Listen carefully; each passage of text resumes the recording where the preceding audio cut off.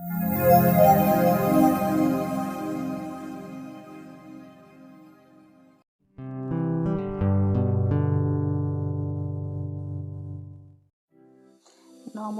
বন্ধুরা, আজকের ভিডিওতে আমি আপনাদের তৈরি করে দেখাবো জিভে জল আনা নিরামিষ বুটের ডালে। চলুন দেখে নিই। প্রথমে আমি একটি কড়াই বসিয়ে দিয়ে দেব 2 গ্লাস পরিমাণ জল। তারপর ঢাকা দিয়ে রাখবো। জলটা ফুটে উঠলেই আমি বুট ডালটা দিয়ে দেব।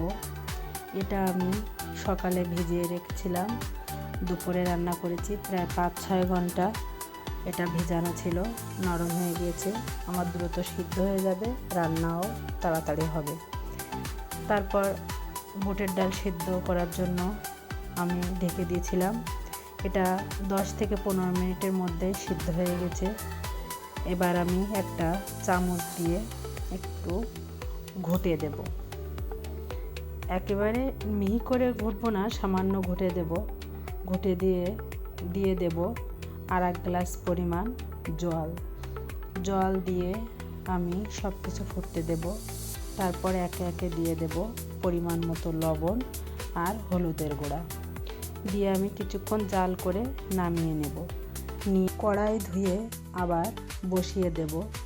দিয়ে দেব পরিমাণ মতো তেল গরম হলে দেব 3টা শুকনো মরিচ ফেলে, এটা আমি 2 টুকরো করে নিয়েছি। তারপরে দেব তেজপাতা আর সাথে দেব জিরা। সব কিছু ভালোভাবে নেড়ে চেড়ে দিয়ে দেব সেই বুটের ডালটা দিয়ে আমি কিছুক্ষণ জাল হতে দেব।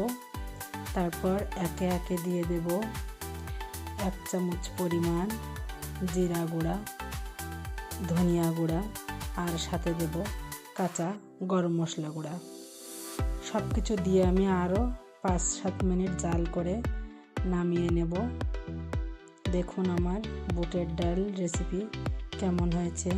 আপনারা সবাই বাড়িতে ট্রাই করে জানাবেন। পরিবেশনের জন্য প্রস্তুত। ধন্যবাদ সবাইকে।